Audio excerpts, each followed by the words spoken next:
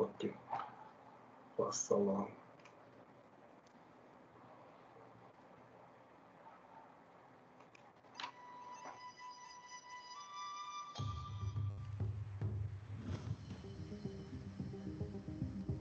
Eu vim para a China em busca de ideias para o futuro.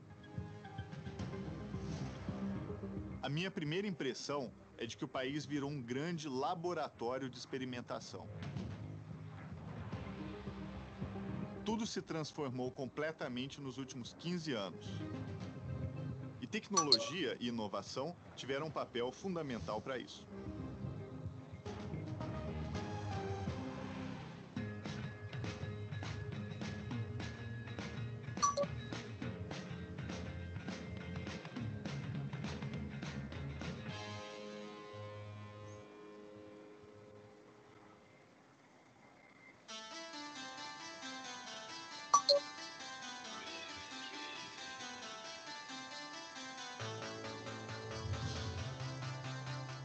Quem gosta de ficção científica, William Gibson, Blade Runner, precisa visitar a China. É aqui que o futuro está se concretizando. Nos últimos 40 anos, a China deixou de ser uma economia rural para ser uma economia totalmente digital e de hardware. E é isso que acontece na cidade de Shenzhen. Aqui é o laboratório global de fabricação. Para isso acontecer, foi preciso muito trabalho, muita gente se mudando para cá, colocando a mão na massa, comprando componentes, tentando, acertando e errando para fazer com que o futuro digital seja construído.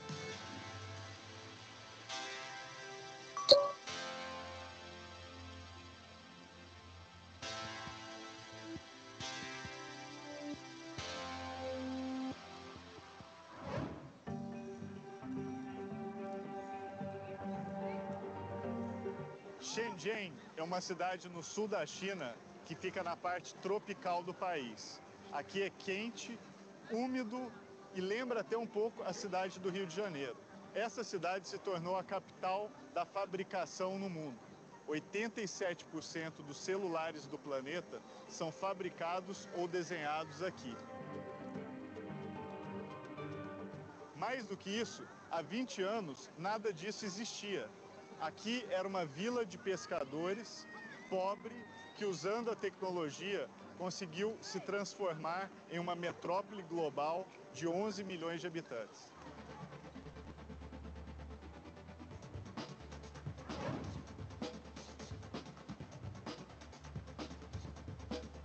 Shenzhen é a cidade que mais rápido se transformou em uma megalópole na história. Em 1979, nem sequer tinha um status de cidade. Hoje, tem mais de 40 arranha-céus. Aqui de cima, dá para ver como a urbanização aconteceu por todos os lados. A cidade fica no delta do Rio Pérola e é vizinha de Hong Kong, ali do outro lado da ponte. Até 2050, a expectativa é que essa região vire a maior megacidade do planeta, com a união de 9 grandes cidades chinesas através de um ambicioso projeto de infraestrutura. Shenzhen foi a primeira cidade a ser considerada Zona Econômica Especial na China. Isso aconteceu em 1979, graças ao processo de abertura do país com Deng Xiaoping. Com isso, a cidade começou a atrair investimentos estrangeiros e, mais do que isso, migração de todos os lugares da China de pessoas que buscavam um futuro melhor. Shenzhen é hoje o símbolo da experimentação chinesa. É um lugar onde foi feito literalmente um teste para ver se ia dar certo ou não, e a cidade basicamente se modernizou e desenvolveu a partir daí.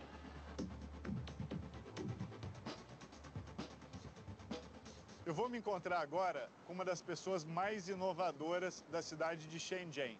E olha que isso não é pouca coisa, porque aqui é considerada a capital do hardware chinês. Trata-se de David Li, o criador do primeiro espaço hacker chinês. Here is Shenzhen Open Innovation Lab. We are a government-supported platform, so we do research into how open innovation, how innovation system works in Shenzhen, more broadly in China. Right. The idea of the open innovation is that's what drives entrepreneurship here. By opening up, everybody has opportunity. Second, we do a lot of the learning journey to help corporations, school, new entrepreneurs to understand how they can engage with Shenzhen, looking at Shenzhen not as a competition, but as a resource. So Shenzhen is this amazing place that I fear a lot of people in Brazil have never heard of, even though they probably buy something that is manufactured here in Shenzhen. Shenzhen is one of the most interesting cities in China. 10 years ago, Shenzhen is practically unknown. For the past 10 years, Shenzhen has been going from its international debut as the city of global electronic sweatshop, of people making so many iPhones, there are people jumping off the roof. In 8 years, Shenzhen go from that to this big international innovation hub. It's open, so it's easy to cooperate. It doesn't discriminate against anyone who wants to come in. Right. And the best part is in here you can get things happen fast. And I think there's even an expression, Shenzhen speed, right? Yeah. The funny catch line is in China, speed is called 速度. And very fast, very high speed, it's called 深圳速度. It's Shenzhen speed.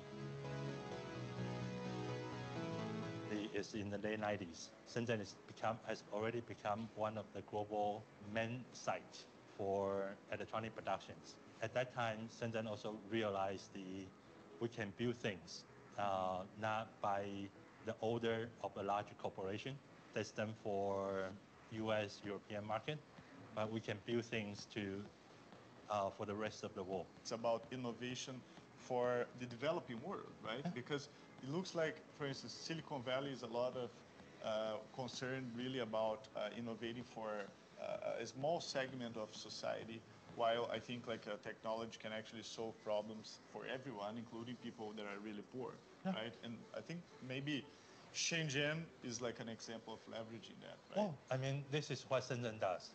One of our work is to engage with entrepreneurs from different countries. There's a huge market opportunity out there, and they are not thinking about, am I going to become one of the unicorns? They are really eager to focus in on solving the problem. And that really symbolizes how Shenzhen innovate. It's not so much about me making something become global. It's me taking this global resource and try to identify a real problem to solve. David, so now we are going to the electronics market, right? What is it exactly? The Huaqiangbei market is this original place of people comes to trade, to exchange ideas, and to make things happen.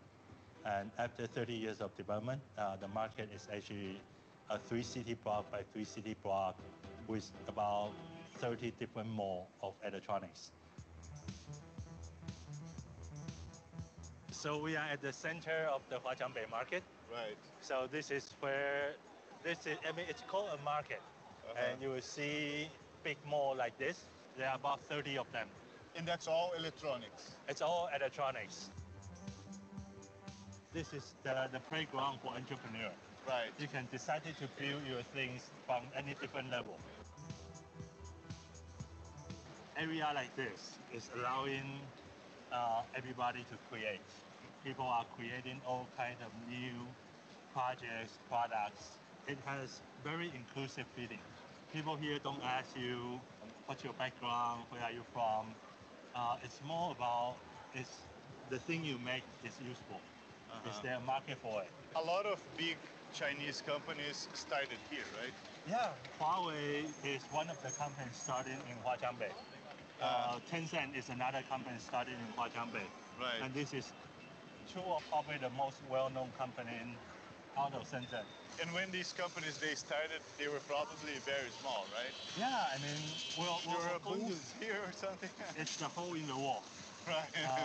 This is really amazing.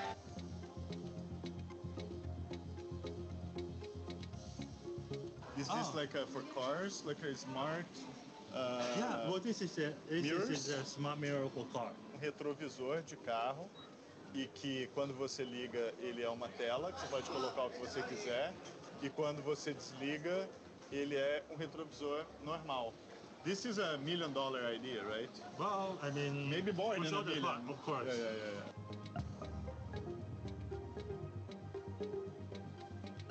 Gente, esse celular é minúsculo, ele cabe 2 cartões de celular e um cartão de memória simultaneamente. R$ 40 um celular desse. R$ 40.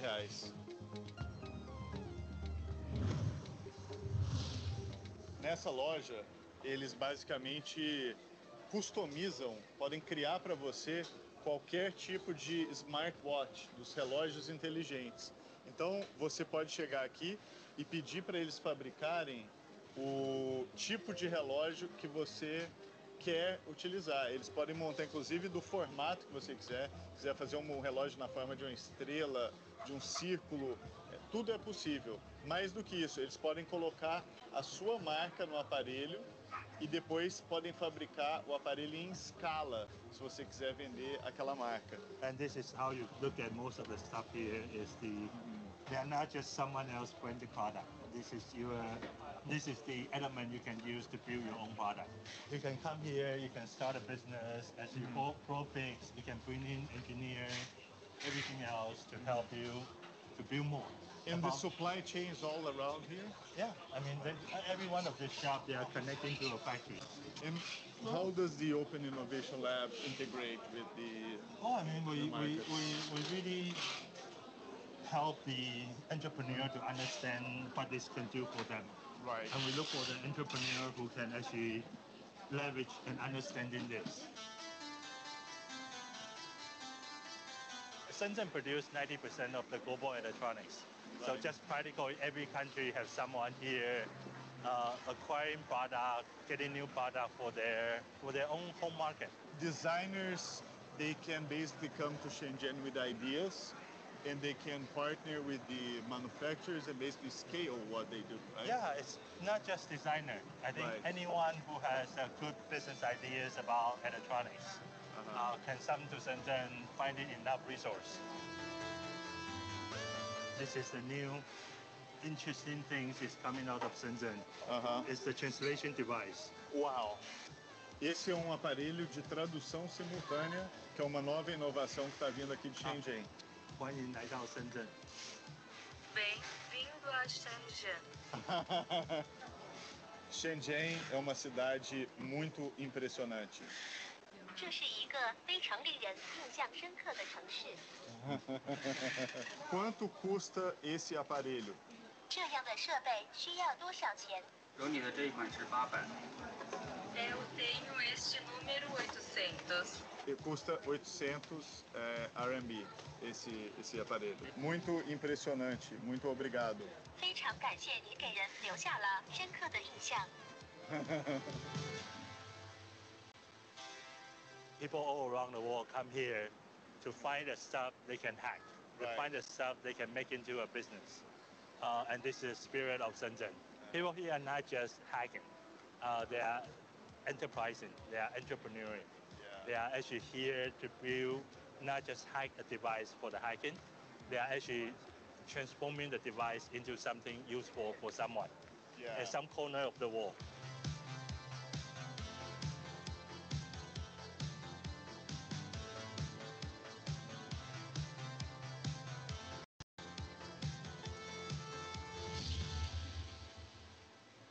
Três dicas de livros para quem quiser entender melhor a China.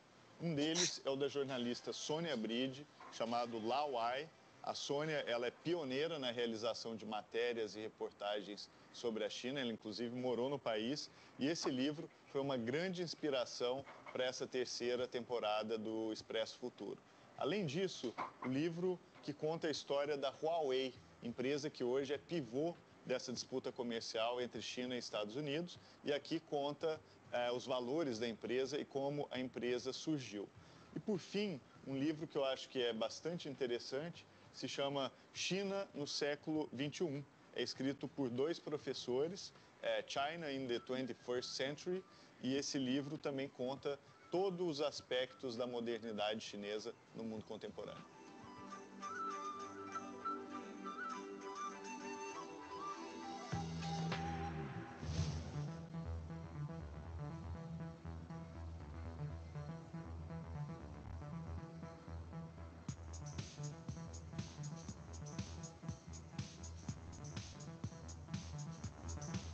Gente, aqui na China, ninguém precisa ficar sem bateria no celular. Em todos os lugares tem essas caixinhas com baterias para você poder carregar o celular e paga 50 centavos por hora. Então, por exemplo, eu já estou ficando meio sem bateria aqui. O que eu vou fazer? Como sempre, escanear um código desse. Assim que eu faço o scan, ó, eu posso escolher que tipo de bateria eu quero. No caso, eu já sei a porta do meu celular e olha o que vai acontecer. Ó, olha só, acabou de sair o meu carregador e com esse carregador eu posso nada mais, nada menos do que carregar o meu celular aqui a hora que eu quiser. E quando eu tiver terminado, tudo que eu faço é simplesmente colocar de volta e nunca mais vou ficar sem bateria.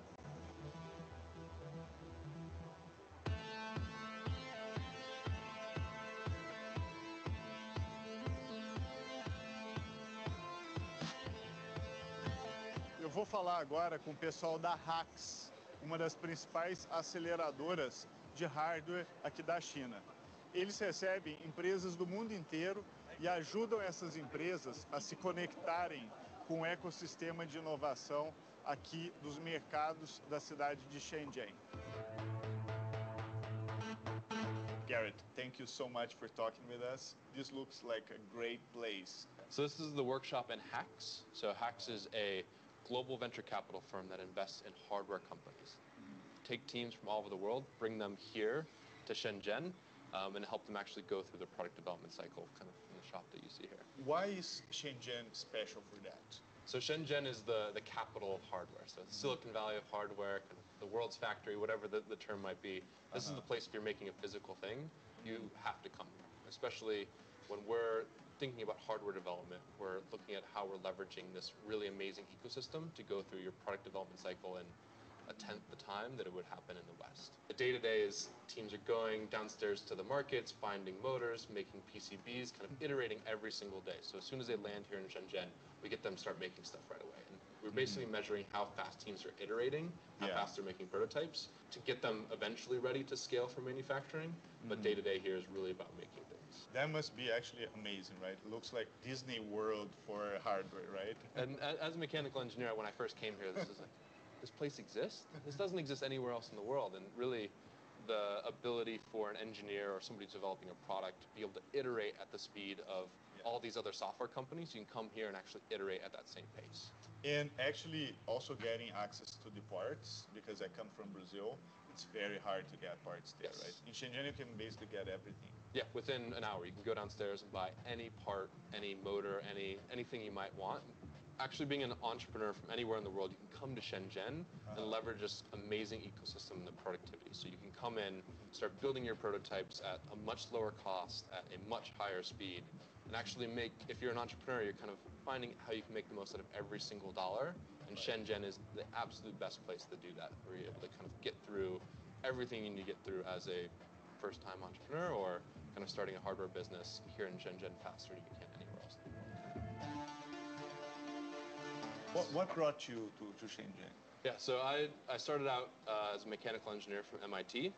Went on to be a strategy consultant with a group called IDEO for about 8 years. Yeah. And personally, I was coming from London and spent some time here in Shenzhen, and there's no place like it in the world. And kind of there's no place that I'm seeing the amount of opportunity, the speed, the excitement. So picked up my family and we moved to Shenzhen to actually sit in, kind of be part of this ecosystem. So you're having a good time so far? Oh, it's fantastic. It's like more than I could have ever imagined in terms of its speed, to the point where I'm having to like rethink how I'm actually working because it's so fast. Any concerns about the trade war, like that's going between U.S. and China? So I mean, there's always uncertainty and concern. There's kind of read the newspaper and see, wow, okay, have to understand what that means. But that being said, there's a lot of opportunities, not just here in China, but around the world. So one of the things here at HAX is we actually tell people they have to make something in China. Right. They come here to do the R&D, product development. And actually, a lot of teams are producing back in the States, producing in Europe based on what they're actually making. If it's right for their business and economics make sense, they can actually make the thing anywhere they want to. Sure. But we don't see the value of Shenzhen going away as a awesome R&D center anytime soon. What are the interesting things you're seeing right now at Hack? There's a lot of really amazing things. I think a lot of really exciting works around industrial robotics. Robotics doing jobs that people shouldn't be doing, kind of climbing buildings and cleaning things and all sorts of robotics applications that are really going to make a big impact. Another one is industrial IoT. So a lot of big problems in the world that people don't know about, whether it's in our food supply chain or in manufacturing, that the internet really hasn't tapped into yet. We're seeing a lot of teams building really exciting, interesting projects that are worth billions of dollars, but people have never heard of the problem before. O meu nome chinês é He Xiang-an, que é uma tradução do meu nome, António Costa. Lou Rei Ji, que é uma tradução assim bem direta de Gilberto, né? Gil Loureiro. Então, é Lou Rei Ji. Nós fazemos inspeção de qualidade automática para a indústria têxtil. Nós utilizamos algoritmos de inteligência artificial e instalamos o hardware necessário em tiares para detectar defeitos o mais cedo possível e dessa forma evitar a produção defeituosa, que no panorama mundial custa cerca de 30 bilhões de dólares ao ano e nós queremos reduzir esse número para perto de zero. Esse aqui é o nosso protótipo, ainda está aí numa fase de desenvolvimento, ainda estamos a escolher aí algumas peças do hardware, mas na sua versão final será algo aproximado disso. É um sistema de câmaras e de luzes, que faz várias combinações de luzes e de ângulos para conseguir as melhores imagens de têxteis em ambiente real, dentro de um tiar, onde normalmente o ambiente é bastante agressivo. E com esse sistema aqui nós podemos conseguir as melhores imagens da produção em tempo real e comunicando essas imagens para a cloud, onde nós temos o nosso software de detecção, podemos correr algoritmos de aprendizagem de máquina com essas imagens e de inteligência artificial em geral, de forma a conseguir detectar todos esses defeitos em tempo real e evitando a produção de defeitos dentro do próprio tiar. Esta PCB foi feita em 3 dias. É uma PCB que controla todo o sistema, todas as câmaras, o flash sincronizado das câmaras, todos os LEDs. E temos também por trás dessa PCB uma outra placa de eletrónica, também aqui comprada em Huaxinpei, aqui no mercado, em poucas horas e poucos dólares. Conseguimos ter material de muito boa qualidade aí, em termos de eletrónica e bastante fiável para os nossos produtos. Nós temos uma filosofia que é pensar grande custa o mesmo que pensar pequeno, que é se eu tiver um pequeno café, um pequeno negócio, eu vou acordar todos os dias às 8 da manhã, vou fazer um grande esforço e dedicação para o meu pequeno negócio. O mesmo esforço eu vou fazer se pensar grande, se quiser criar um negócio multimilionário. Então aqui o colega António decidiu começar a lançar a nossa candidatura da nossa empresa para os melhores e os maiores aceleradores de startups do mundo e foi uma sorte termos sido aceitos logo à primeira tentativa e que impulsionou toda esta vinda aqui para Shenzhen, com toda esta infraestrutura que nos rodeia aqui. Sim. Esses mercados que nós vemos aqui em baixo, nós podemos pedir para eles fazerem os circuitos para nós. Uma PCB pode levar 1 ou 2 dias a fazer, uma PCB é algo que na Europa seguramente 2 semanas para poder validar tudo. Já vi até tempos de resposta de 12 horas nessas máquinas. Aqui nós de manhã, se faltar alguma lente, nós temos um mercado das lentes, são vários pisos só para lentes de câmaras. Nós podemos comprar centenas de lentes numa manhã, podemos comprar dezenas de câmaras à tarde e testar todas no próprio dia e conseguir tirar as nossas conclusões num dia, algo que na Europa demoraria pelo menos 1 mês para todos os shippings e todos os timings de montagem. E isso torna o nosso produto muito mais rápido. Nós estamos aqui há cerca de 3 meses e já temos o protótipo quase totalmente validado. É aqui que tudo acontece em termos de tecnologia e todos os avanços que nós vemos na parte eletrónica, eles estão aqui certamente. Mesmo que a inovação não seja feita cá, muitas vezes é na Europa ou nos Estados Unidos, aqui chega muito rápido e aqui às vezes até mais desenvolvida. Por causa da tecnologia está cada vez mais fácil comunicar com a China. Eu consigo imaginar a inércia que seria há uns anos atrás, sem esse Google Translator em live translating.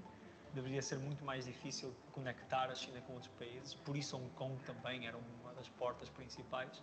Mas agora cada vez mais a China está aberta para negócios diretos com cada país e qualquer pessoa tem a liberdade de ir na China e consumir aqui alguma tecnologia e levar para o seu país.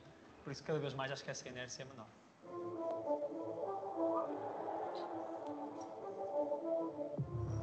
Gente, inovação dá muito trabalho. A gente precisa de planejamento e muita persistência. É o que a China fez. A economia chinesa era uma economia rural, depois passou a ser uma economia industrial e agora é uma economia de inovação. Aquele antigo Made in China está agora sendo substituído pelo Design in China. E isso muda tudo. O país hoje desenvolve produtos, inclusive de hardware, que são liderança no mundo inteiro em tecnologia. Essa é uma belíssima lição para o Brasil. Mas em ciência e tecnologia não tem jeito. A única forma de você inovar é você saber onde você quer chegar, traçar um plano. Que plano é esse? É inteligência artificial? É manufatura? É internet das coisas? E uma vez que você decide isso, siga o plano, sem improvisação, sem desvios de rota. E a China conseguiu fazer isso muito bem e por isso o país está se transformando num dos lugares mais inovadores do mundo. Essa é uma boa lição que eu acho que o Brasil pode seguir.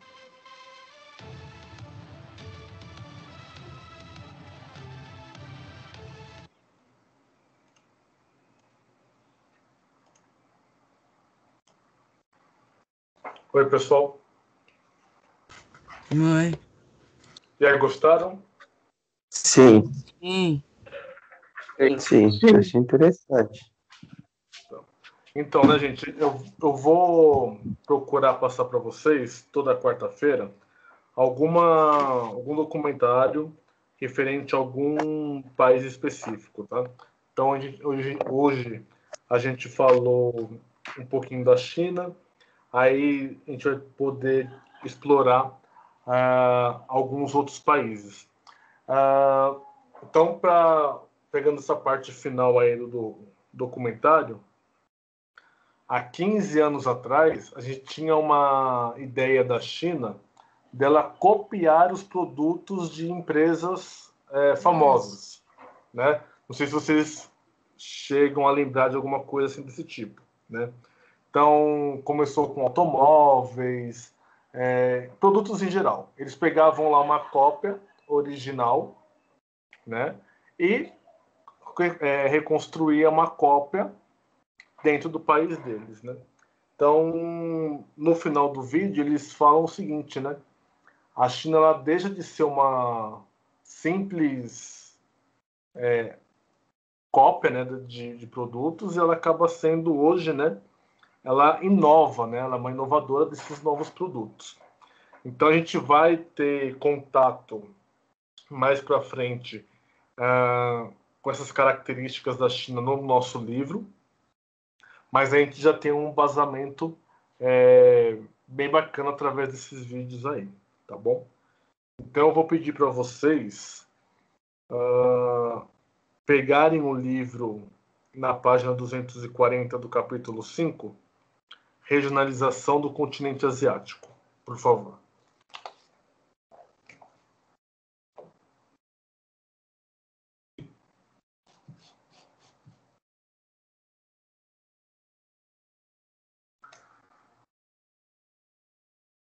Abriram a página? Sim. Ok. Então, pessoal, o continente asiático tem cerca de 45 milhões de quilômetros quadrados de extensão territorial e ocupa quase 30% das terras emersas do planeta. É o maior continente do mundo e abriga 4 bilhões de pessoas, que se distribuem não de forma equilibrada, por 45 países no total.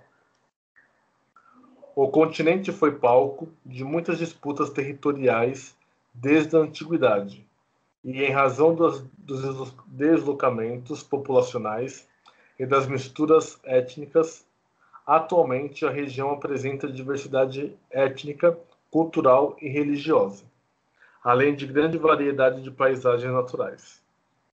Em virtude de sua extensão territorial e por abrigar tamanha diversidade, comunente ao continente asiático é regionalizado de acordo com os aspectos físicos e culturais.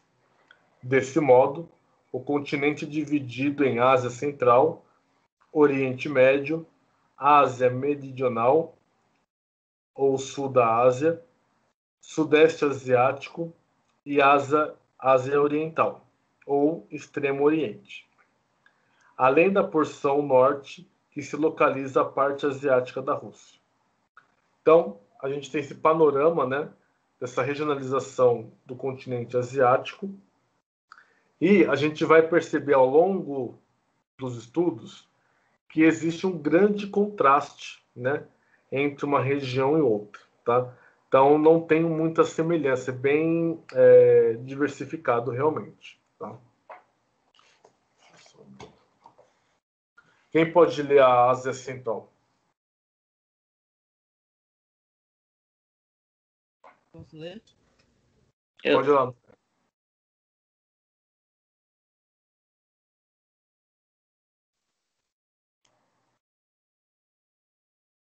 Gabriel? Pode ir lá, André. Ah, tá.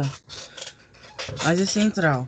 Afeganistão, Cazaquistão, Quirguistão, Tadiquistão, Turcomenistão, Uzbequistão são os países que compõem a Ásia Central. Ao todo, somam uma área de 4,6 milhões de quilômetros quadrados, que abrigam cerca de 96 milhões de pessoas. Com exceção do Afeganistão, esses países surgiram depois da desintegração da União Soviética e ainda hoje sofrem com os conflitos entre eslavos e muçulmanos. A Ásia Central apresenta extensões planícies, planaltos na porções leste e montanhas. A vegetação se caracteriza pelas estepes e pelos desertos em alguns trechos, em virtude dos climas secos, árido e semiárido.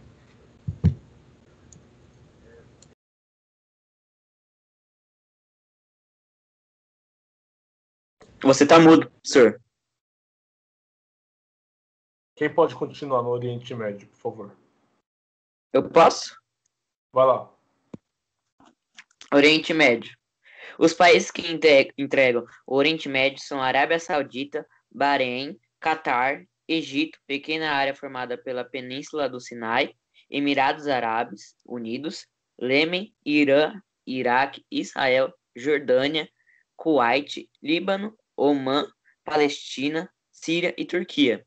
De todas as regiões asiáticas, essa certamente é a mais conhecida internacionalmente, em razão da exploração do petróleo e dos permanentes conflitos bélicos.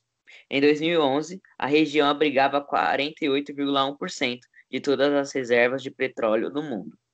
O relevo do Oriente Médio se caracteriza pela presença de planaltos circundados por planícies, entre as quais pode ser destacada a planície da Mesopotâmia, berço de muitas civilizações da antiguidade. O clima árido e semiárido fazem com que a região apresente vasta área desértica e, consequentemente, tenha vegetação de estepe, com várias espécies adaptadas a essas condições.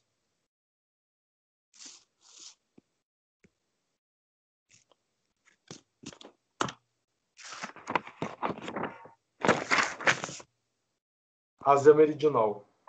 Você pode ler, Felipe?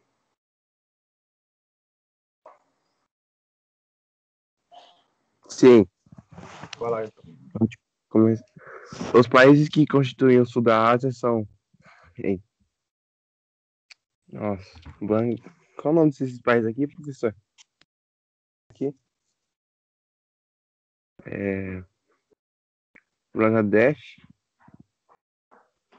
Butão, Índia, Maldivas, Nepal, Paquistão e Sri Lanka. Neles estão a Cordilheira do Himalaia, o Planalto do Deccan, o Deserto de Thar e a Planície Indo-Gangetica, onde se localizam os rios grandes e Indo. Essa região da Ásia apresenta clima semidesértico e tropical, sujeito ao regime das monções. A vegetação é marcada pela presença de florestas tropicais e savanais. Além disso, os países do sul da Ásia caracterizam-se pela numerosa população. A Índia, por exemplo, é o segundo país mais populoso do mundo, com mais de 2 bilhões de habitantes, através somente da China. Bangladesh tem 150,5 milhões de habitantes e o Paquistão 176,7 milhões de pessoas.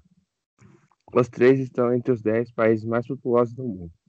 As diferenças religiosas da população são um dos principais motivos que explicam grande parte dos conflitos bélicos na região e dos movimentos separatistas, bem como a divisão do antigo território da Índia em 3 países independentes: Índia, Paquistão e Bangladesh.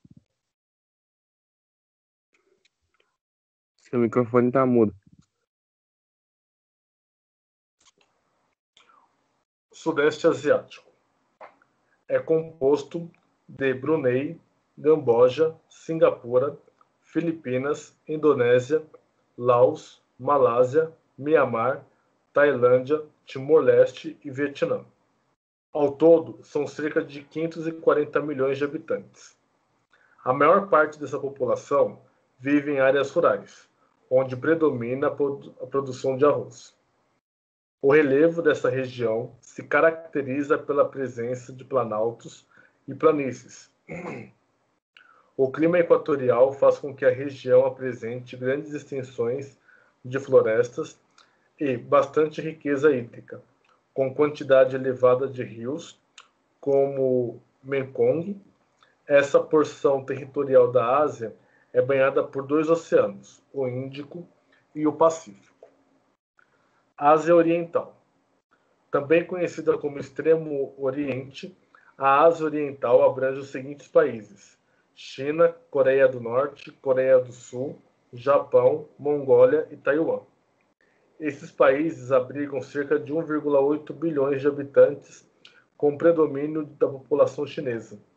A maioria dos países é continental, mas a região também apresenta países insulares: Japão e Taiwan. Quando eu falo países insulares, eu estou querendo dizer países que têm características de ilhas, tá bom? De relevo acidentado, a Ásia Oriental abriga diversas montanhas e vulcões, além de apresentar elevada atividade sísmica pela proximidade com o chamado Círculo de Fogo, região de encontro de placas tectônicas no Oceano Pacífico. Veja os demais continentes presentes na região do Círculo de Fogo no mapa à esquerda. Então, pessoal, esse Círculo de Fogo é onde há o maior número de vulcões ativos do planeta e é onde há a maior movimentação de placas tectônicas. Então, essa região do planeta, vira e mexe, apresenta algum tipo de movimentação, terremotos e vulcões entrando em atividade. Tá? Deixa eu ver aqui.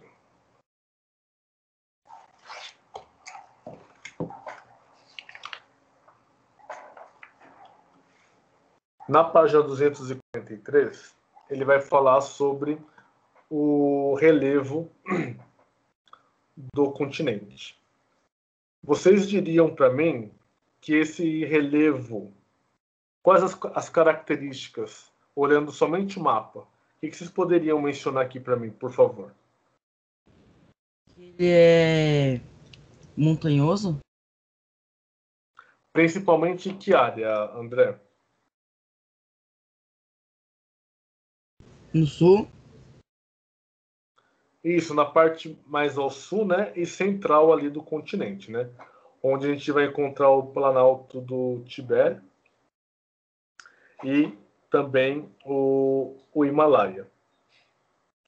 Tanto nas áreas mais ao norte, né, a gente vai encontrar mais planícies, né? Então não vai ter essa característica de relevo montanhoso. Por isso que eu estava falando para vocês. Em cada regionalização, cada região do continente, ele vai apresentar uma determinada característica. Ele não apresenta uma unidade uniforme, né, presente em todo o continente. Cada região, né, de fato, tem as suas particularidades, ou econômicas, ou populacionais, e também físicas, tá? Então, ele vai mencionar aqui nesse texto, né, os grandes relevos, né? E também as planícies. Vocês podem virar a página também. 244.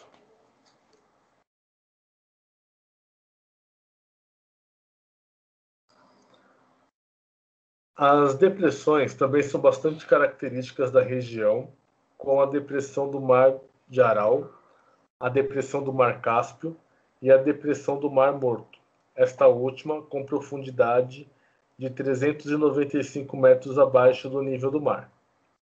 Entre as penínsulas destacam-se a Península da Indonésia, Indochina e a Península Arábica.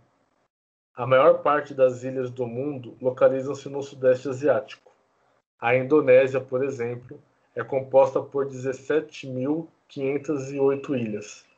As Filipinas, de mais de 7.000 ilhas. O Japão, de mais de 6.800 ilhas. Tanto as ilhas como as cordilheiras do Himalaia são formações geológicas consideradas recentes e de origem vulcânica. No litoral do Oceano Pacífico e nos arquipélagos, há numerosos vulcões ainda em atividade. Toda vez que vocês lerem que a formação geológica, né, de determinada cadeia montanhosa é uma formação recente, muito provavelmente, pessoal, esse relevo ele está em franco crescimento, tá?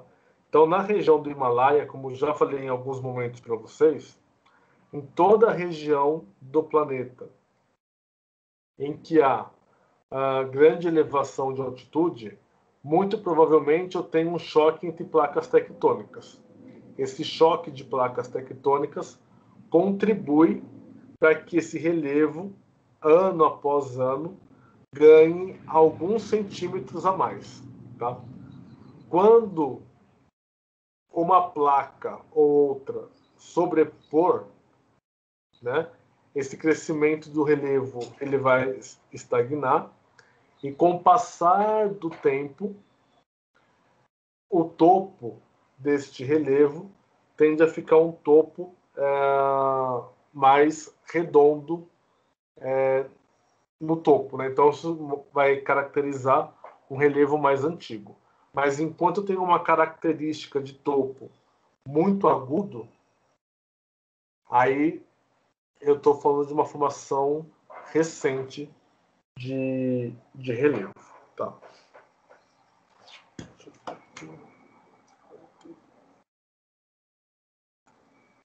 Bom, eu vou ter as características endográficas, né, na página 245. Quem pode finalizar para mim?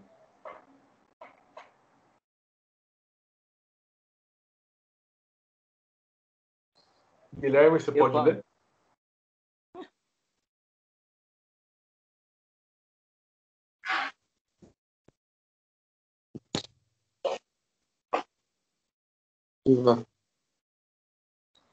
Quem que vai ler? Você pode ler para nós, Guilherme? Nossa, a hidrografia você está falando? Isso. Okay. Hidrografia. Apesar de apresentar extensas áreas desérticas, o continente asiático possui grande riqueza hídrica. Em virtude da presença de rios e de grande porte, as chuvas são abundantes nas regiões sul e sudeste, onde predominam o clima equatorial e tropical. A neve derretida às montanhas também contribui para a formação de diversos rios. Além de ser usados para o abastecimento de resistências e indústrias, muitos rios, entre os quais podem ser destacados os rios Brahmaputra, os Ganges na Índia, Mekong no Vietnã, o Laos, azul Yang Tengskian e amarelo Yongbyon na China, também são utilizados para irrigar as áreas cultiváveis.